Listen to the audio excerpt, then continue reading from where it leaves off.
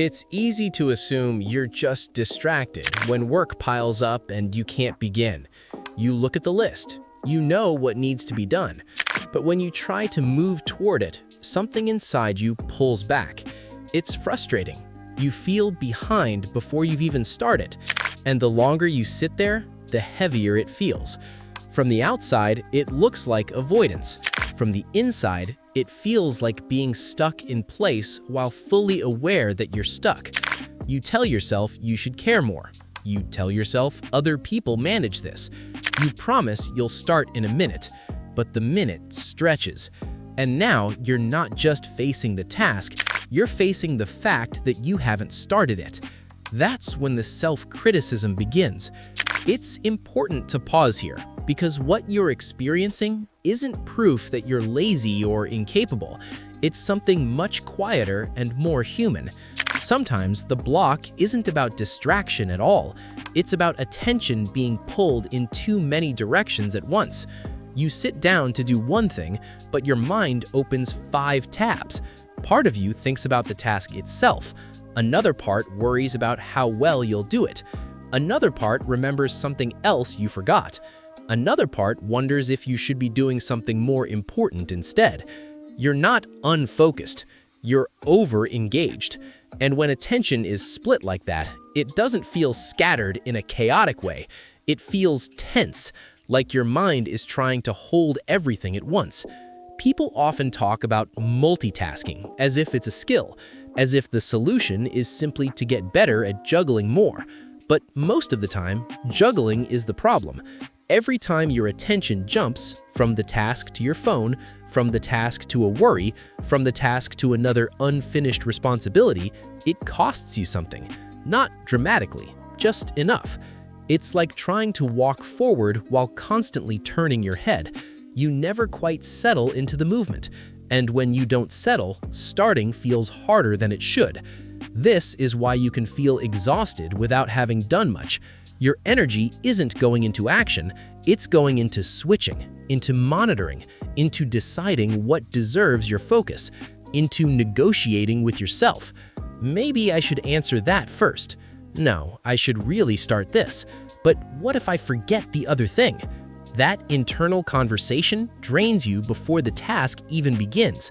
The irony is that you might be someone who thinks a lot. You plan well, you anticipate outcomes, you consider consequences. In other words, you care. But caring can turn into constant mental movement, and constant movement makes it hard to land. When attention never fully lands, initiation feels slippery. You might notice this especially when something matters to you, when the task connects to your goals, your future, your reputation. Suddenly, your mind is not just thinking about the next step, it's thinking about what that step means, what it says about you, what happens if you don't do it well. The weight increases, and when something feels heavy, your system hesitates. It's not dramatic, it's subtle, a slight pull towards something easier, something lighter, something that doesn't require you to hold so many threads at once. Scrolling is simple. A quick message is simple. Rearranging something is simple. Those things don't ask you to commit your full attention. They don't ask you to settle. The real task does. Settling your attention on one thing can feel vulnerable. It means letting the other thoughts go for a while. It means not checking, not monitoring, not preparing for every possibility. It means allowing one thing to be enough. That can feel uncomfortable if you're used to scanning everything. There's also a fear hidden in this pattern. If I focus fully on this and it doesn't go well, then what? If I give it my attention and it's still average, what does that mean? As long as your attention stays divided, the outcome remains uncertain. You haven't fully tried. You haven't fully committed. Divided attention protects you from that risk, but it also keeps you from beginning.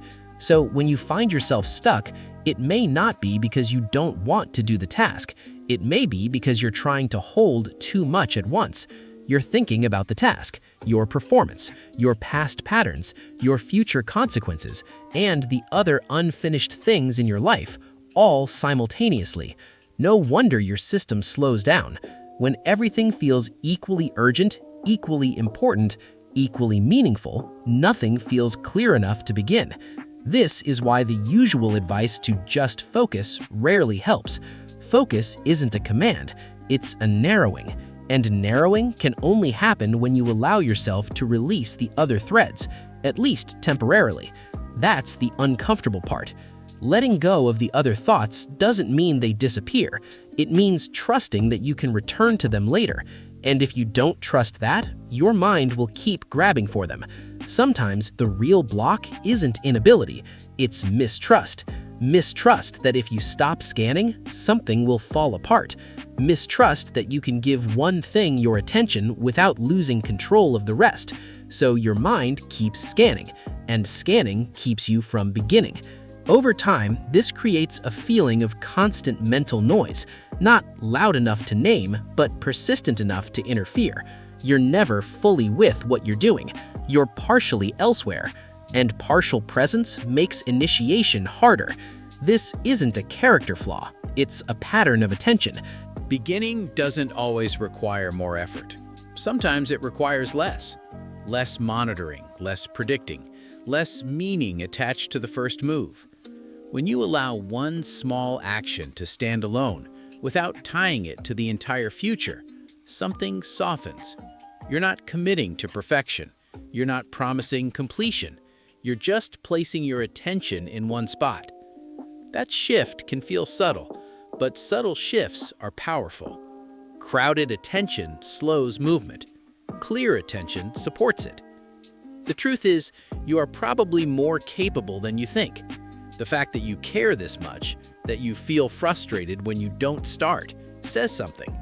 Indifference doesn't create guilt. Care does. So when you're sitting there, feeling that familiar tension, remember this. The block may not be about effort. It may be about attention being stretched too thin. You don't have to fix your entire life in that moment. You don't have to solve every unfinished loop. You don't have to become perfectly organized.